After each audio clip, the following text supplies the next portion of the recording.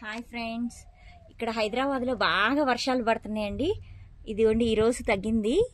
మేము వచ్చాం, టమాటాలు బాగా పండినాయి, బాగా ఉన్నాయి. టమాటాలు బాగా పండిపోయినాయి, అందుకని కోసేద్దాం కదా అని కోసేస్తున్నాం.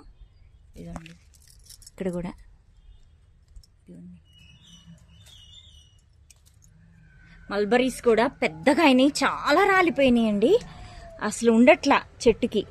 ఇగో చూడండి ఎంత బాగా లావుగా అయినాయో. ఇంక నేను కొయ్యకపోతే ఈ రాలిపోతూనే ఉంటున్నాయని కోసేద్దాం కదా అనుకుంటున్నా. ఇదిగోండి ఇట్లా స్ట్రాంగ్గా ఉంది. చూడండి ఎంత చక్కగా బాగా వస్తున్నాయి.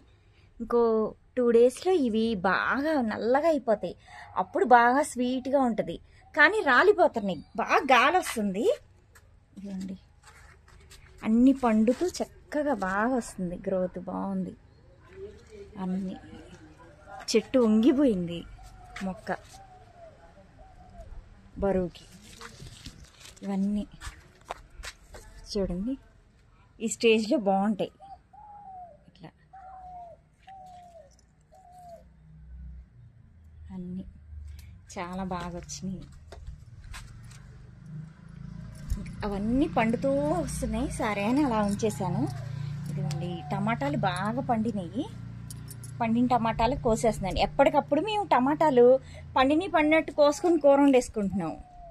ఇదిగోండి ఎన్ని వచ్చినాయో. ఇదిగోండి ఇంకా ఉన్నాయి ఇక్కడ. ఇవి కూడా ఇవన్నీ ఒకేసారి పండుతున్నాయి. ఇవి ఇంకా కొయ్యకపోతే కనుక ఇంకా పండి రాలిపోతాయి గాలికి.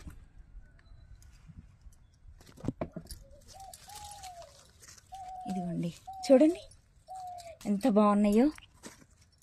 దీనికి కరెక్ట్ టయానికి ఫెర్టిలైజర్స్ ఇస్తూ ఉంటే కనుక ఇట్లా కాయలు ఎన్ని వస్తాయి. ఇగో చూడండి కాయలు ఎన్ని వచ్చినాయో, బాగా వచ్చినాయి. ఇంకా ఉన్నాయి, పిందిల్లాగా ఉన్నాయి, అవి తర్వాతకు వస్తాను.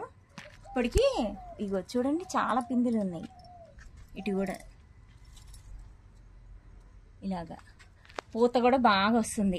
ఈ కాయలు తీసేస్తే ఈ పూత మళ్ళీ పిందులుగా బాగా పిందులు అయిపోతాయి. ఇదిగోండి చూడండి పూత బాగుంది. ఆకుల్ని కట్ చేస్తూ ఉండాలి ఇలాగా. నాకు కుదరట్లేదు, వర్షాలకి పైకి రాలేకపోతున్నా, అందుకని ఆకులు అలా బాగా పెరిగిపోతున్నాయి. ఇవి కట్ చేసి చెట్టు మొదల్లోనే వేసేస్తా. ఓకే ఫ్రెండ్స్, మళ్ళీ నెక్స్ట్ ఇంట్రెస్టింగ్ వీడియోతో మళ్ళీ కలుద్దాం. బాయ్.